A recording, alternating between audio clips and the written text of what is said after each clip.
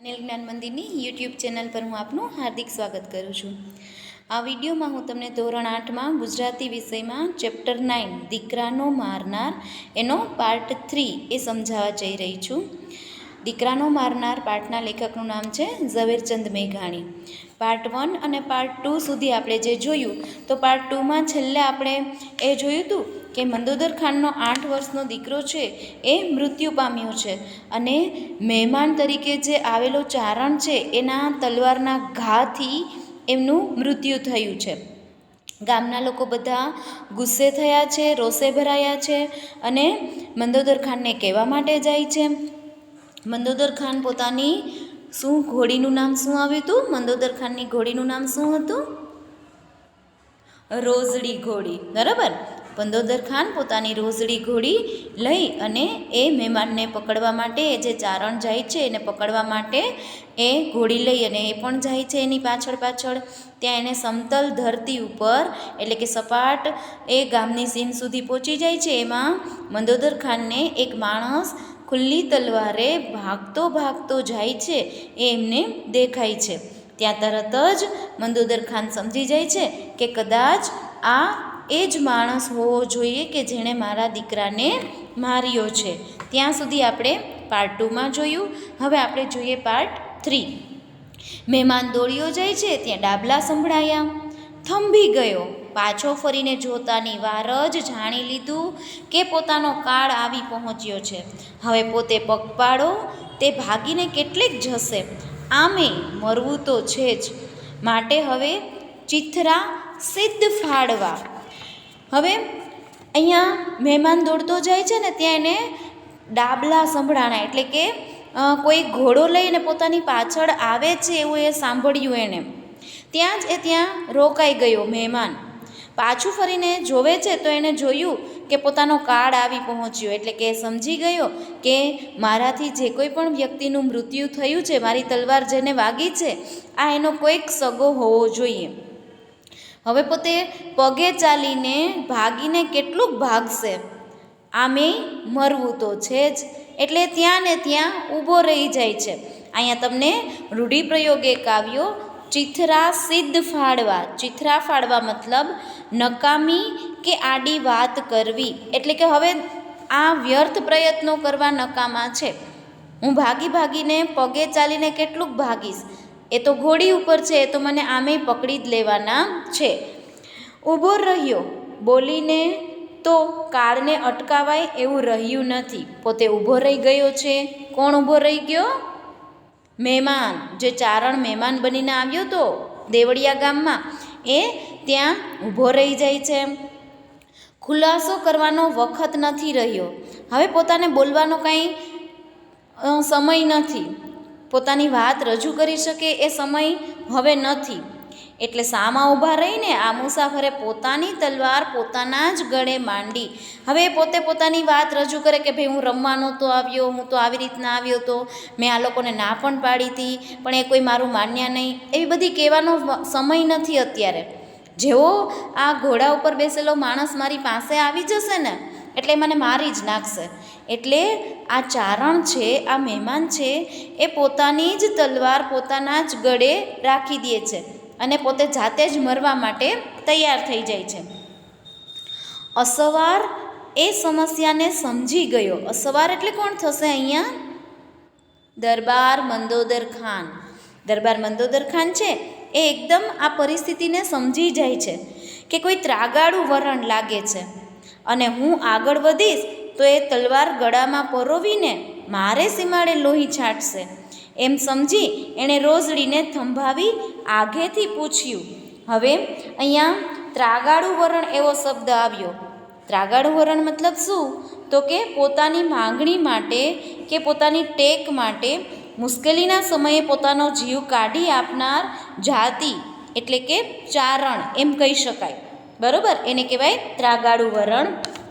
હવે અહીંયા મંદોદર ખાન સમજી જાય છે કે આ કોઈ ત્રાગાળું વરણ છે, ચારણ જાતિનો કોઈ માણસ છે અને એ પોતાની તલવાર પોતાના ગળામાં જો મારી દેશે તો મારા સીમાડે લોહી છંટાશે, એટલે કે મારા સીમાડા ઉપર આજે તહેવારના સમયે મારા કારણે કોઈ મૃત્યુ કરશે, એટલે એ મંદોદર ખાન છે એ પરિસ્થિતિને સમજી જાય છે અને પોતાની ઘોડીને આગે જ ઊભી રાખી દે છે અને પૂછે છે, કોણ છો? ત્યારે પેલો માણસ કહે છે કે હું ચારણ છું. શા માટે આવ્યો તો? મંદોદર ખાન એને ફરી પ્રશ્ન પૂછે છે કે શેના માટે આવ્યો તો તું અહીંયા? કાળનો બોલાવ્યો. કાળનો બોલાવ્યો મતલબ, કાળ એટલે સમય આપણે કહીએ છીએ. પરિસ્થિતિ મારી એવી ખરાબ હતી કે એ પરિસ્થિતિને કારણે હું તમારા ગામમાં આવ્યો હતો. ભેંસિયું બધી મરી ખૂટી, છોકરા છાસ રાબ વગર રોવે છે. નહોતો આવતો પણ ચારણીએ ધકેલ્યો મંદોદર ખાનની વાસના માથે. અવાજ તૂટક તૂટક નીકળે છે. પેલા મંદોદર ખાને પૂછ્યું કે તું શા માટે આવ્યો તો અહીંયા? ત્યારે પેલો મહેમાન જે ચારણ છે બોલે છે કે મારી પરિસ્થિતિ ખરાબ છે. ભેંસ હતી અમારે, બધી મરી ગઈ અને છોકરાઓ અત્યારે છાશ પણ પીવા માટે નથી એની પાસે. અનાજ તો છે જ નહીં અમારા ઘરમાં, પણ કાંઈ ખાઈ શકાય, કાંઈ પી શકાય એવું અમારા ઘરમાં કશું છે નહીં કે છોકરાનું ભરણ પોષણ હું કરી શકું, એને કાંઈ ખવડાવી શકું. હું નહોતો આવતો પણ ચારણીએ એટલે કે મારી પત્નીએ મને ધરાર મોકલ્યો કે દેવળિયા ગામમાં મંદોદર ખાન નામે કોઈ છે, એ હંમેશા એના આંગણે કોઈ આવે છે, એને મદદ કરે છે. આ શબ્દ એનાથી બોલાતા નહોતા અને માંડ માંડ ધીમે ધીમે આવા શબ્દો એના ગળામાંથી નીકળે છે. કુંવરને તે માર્યો? મંદોદર ખાન ફરી એને પ્રશ્ન પૂછે છે કે કુંવરને તે માર્યો? હવે ચારણ શું જવાબ આપે છે? ઈશ્વર જાણે. ચારણે આભ સામે હાથ કર્યો. ચારણ એવો જ કહે છે કે ઈશ્વર જાણે એટલે કે ભગવાનને ખબર, મને નથી ખબર. મેં માર્યો કે કોણે માર્યો એ મને નથી ખબર. ઈશ્વર સામે હાથ કરી, આકાશ સામું હાથ કરી અને કહે છે કે મને ખબર નથી કે મારાથી પેલા કુંવરને મરાયો છે, એ મને ખ્યાલ નથી, મને ખબર નથી. હું તો એટલું જ જાણું છું કે મારે ડેલીએ આવવું હતું. ચિથરા પહેર્યા હશે તો ભૂંડો દેખાઈશ એમ માનીને ભેડી લુગડાની એક કોરી જોડી હતી તે ગામ બહાર બદલાવી. હવે અહીંયા શું કહે છે કે મને ખબર નથી, મેં માર્યો છે કુંવરને એ હું જાણતો નથી, પણ હું તો માત્ર એટલું જ જાણું છું કે મારે આવા તહેવારના દિવસે કોઈના આંગણે જવું હોય તો ફાટેલ તૂટેલ કપડાએ હું કોઈના આંગણે જાઉં તો એ હું સારો ન લાગું, એટલા માટે એક નવી કપડાની જોડી મારી સાથે લીધી અને તમારા ગામમાં આવતા પહેલાં જ ગામની બહાર જ મેં આ નવા કપડાં પહેર્યા. એટલે ઘેરૈયાઓને એવું લાગ્યું કે કોઈના મહેમાન કોઈના ઘરે આવી રહ્યા છે અને આપણે એને રંગી દઈએ. એટલે ઘરૈયાએ મને રોડવા આવ્યા, મેં એમાંથી ઉગરવા મ્યાનમાં બીડેલી તલવાર વીંઝી. એ મહેમાન બનીને મને ઘેરૈયા રંગવા આવતા હતા તો હું એને રંગવાની ના પાડતો હતો અને એનાથી બચવા માટે મેં મ્યાન સહિત તલવારને વીંઝી હતી. પણ ખબર નહીં મ્યાન ક્યારે નીકળી ગયું તેની મને એ ધૂળની આંધીમાં ખબર રહી નહીં. એટલે એટલી વાત થાય છે ત્યાં પછવાડે ગોકીરા સંભળાયા. હવે મંદોદર ખાન અને પેલા ચારણ વચ્ચે આવી વાતચીત કાંઈક થાય છે. ચારણ બધું જ પોતાની સત્ય હકીકત છે એ બધી જ મંદોદર ખાનને કહી દે છે કે ભાઈ આ કારણ થયું, બાકી હું કોઈ એને મારવા માટે નહોતો આવ્યો અને હું તો મારી મદદ માટે અહીંયા આવ્યો હતો અને પરિસ્થિતિના આ સમય સંજોગોના કારણે આ બધી વસ્તુ બની ગઈ છે. આ બંને વચ્ચે આવી વાતચીત થાય છે ત્યાં તો પાછળથી એકદમ અવાજ સંભળાયા, ગોકીરા સંભળાવા માંડ્યા, મોટેથી અવાજો સંભળાવા માંડ્યા. આટલી વાત થાય છે ત્યાં પછવાડેથી ગોકીરા સંભળાયા. કાળી ચીસો પાડતું આખું ગામ હલકીને ચાલ્યું આવે છે. કોઈના હાથમાં તલવાર, કોઈના હાથમાં સાંભેલા, દ્યો દ્યો દ્યો એવો દેકારો બોલતા આવે છે. હવે આખું ગામના બધા જ લોકો ભેગા મળી ચીસો પાડતા આખું ગામ ચાલ્યું આવે છે. કોઈના હાથમાં તલવાર છે તો કોઈના હાથમાં સાંભેલું છે અને મારો, પેલા મહેમાનને પકડો, કોણ હતું એ, આપણા કુંવરને કોણે માર્યો છે એવો દેકારો બોલાવતા આખું ગામ હવે જાણે નજીક આવી રહ્યું છે એવું આ બંનેને ખબર પડી ગઈ છે, મંદોદર ખાનને અને પેલા ચારણને. ભાળતા જ ચારણે ફાળ ખાધી. એટલે કે આ અવાજ સંભળાતા જ ચારણ ફફડી ગયો, એને બીક લાગી ગઈ કે હવે મારું મૃત્યુ નજીક છે, હવે આ લોકો મને છોડશે નહીં. મંદોદર ખાને રોઝડીને માથેથી રાંગ છોડી પોતાની તલવાર આગેથી ફગાવી દીધી અને પછી સાદ કર્યો, ગઢવા અહીં આવ, આ લે. શું?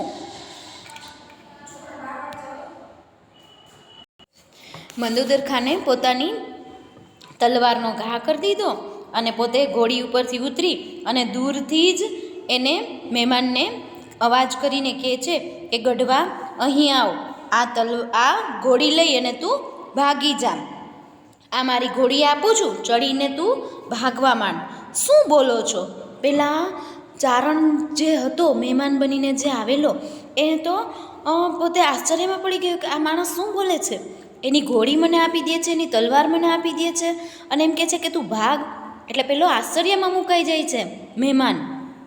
ગઢવા, વાત કરવાની વેળા નથી. જોયું, આ ગામ હલક્યું છે અને તે એના કુંવરને મારી નાખ્યો છે. આંબિયા ભેળા તારી કાયાના રાય રાય જેવા કટકા જાણજે. પેલો મહેમાન કહે છે કે તમે શું બોલો છો? હું તમારી ઘોડી લઈને ભાગી જાઉં? ત્યારે મંદોદર ખાન કહે છે કે અત્યારે વાત કરવાનો બિલકુલ સમય નથી. આ ગામ આખું ખૂબ ક્રોધે ભરાયું છે અને તે એના કુંવરને મારી નાખ્યો છે. જો તું પકડાઈ જઈશ એના હાથમાં તો તું તારો જીવ આજે ગયો, તારા રાય જેવા ટુકડા કરી નાખશે એ લોકો. તું અત્યારે કાંઈ બોલ્યા વગર અહીંથી ભાગી જા. અરે પણ ભાઈ, તમે ફરી પાછો ચારણ પ્રશ્ન પૂછે છે, અરે પણ તમે છો કોણ? તમારું નામ, તમે આ દેવળિયા ગામના શું છો, કોણ છો, એ તો મને કહો. મારી ઓળખાણ અટાણે નહીં, પછી અટાણે તો તું ભાગી નીકળ, તારા છોકરા રઝળી પડશે અને ગામ લોકો તામાને તામા મારા રોક્યા રહેશે નહીં. મંદોદર ખાન પોતાની ઓળખાણ આપતા અટકી જાય છે અને કહે છે કે તું અત્યારે મારી ઓળખાણ ન માંગ, હું કોણ છું એ તને પછી કહીશ. અત્યારે તો તું ફટાફટ નીકળ, નહીંતર જો તું પકડાઈ જઈશ ને તો તારા છોકરા છે એ રઝળી પડશે, તને આ લોકો મારી નાખશે. અને ગામ લોકો અત્યારે ખૂબ ક્રોધમાં છે, એટલે જો હું એને રોકીશ ને તો મારા રોક્યા રોકાશે પણ નહીં. પણ બાપુ, તમારું નામ? ફરીને પાછું કહે છે, પણ તમે નામ તો કહો તમારું. અરે નામ ખુદાનું, કહીને મંદોદર ખાન દોડ્યા. ચારણ નામ પૂછે છે કે તમારું નામ તો કહો. ત્યારે મંદોદર ખાન પોતાનું નામ આપતા પણ નથી અને કહે છે કે નામ ખુદાનું, એમ કહીને પોતે ખૂબ દોડે છે. ચારણને બાવડે ઝાલીને રોઝડી પર બેસાડ્યો.